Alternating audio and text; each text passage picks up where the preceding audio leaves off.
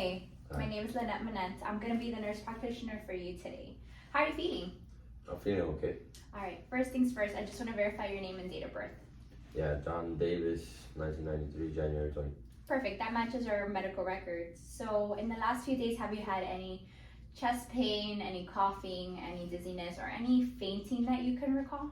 Not that I can think about, no. Okay, perfect. So, with your permission, I'm just going to go ahead and inspect your chest and listen to your heart sounds with the stethoscope. Is that okay? Yeah, that's fine.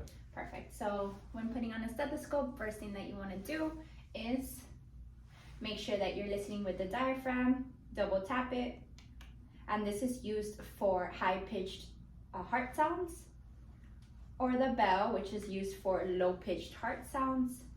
And then you're gonna go ahead and want to take a listen to the 5 cardiac markers, starting with the aortic. Want to take a listen for about 2 seconds at each landmark. This is at the right sternal border and the second intercostal space. Then we have the pulmonic, which is at the second intercostal space, left sternal border. Then we have Erb's point, which is at the third intercostal space, left sternal border. Then we go to the 5th intercostal space, left sternal border, and this is for the tricuspid.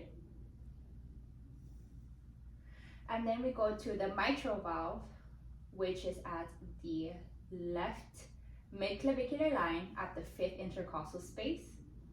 This is also called the point of maximum impulse. Then you just want to go ahead and switch it over to your bell and repeat the assessment. Aortic, pulmonic, Erb's point,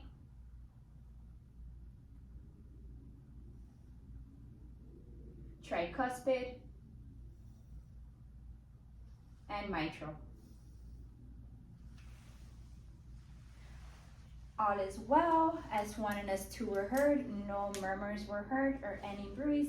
So how are you feeling? Still okay? Yeah, I'm good. Sounds good. So now we're also inspecting his chest wall. His chest looks symmetrical.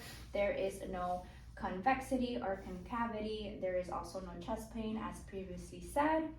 And right now we're gonna just take a quick look at your jugular vein. If you could please look to your left for me.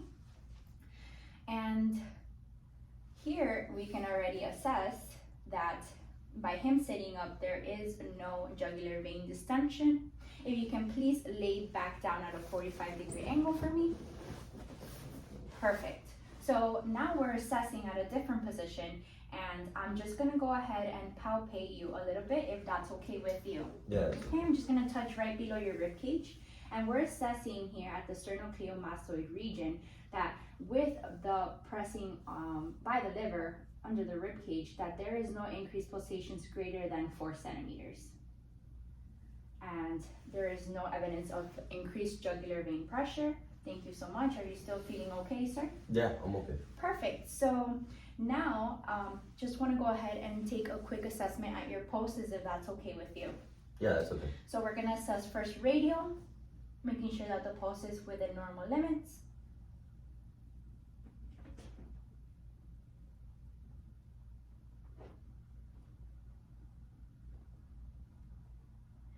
Perfect. And the pulse is not bounding, it is not thready. Just making sure that it is the same bilaterally. Perfect. Both radial pulses are fine. We're going to go ahead and move on to the dorsalis pedal pulse. Perfect. And the posterior tibial pulse. Perfect.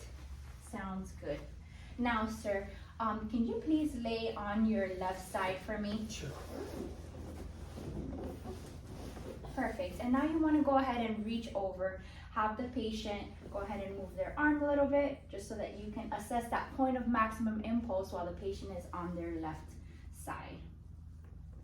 Go. And you just want to palpate that. Make sure that everything is within normal limits. All right, sir. Thank you so much.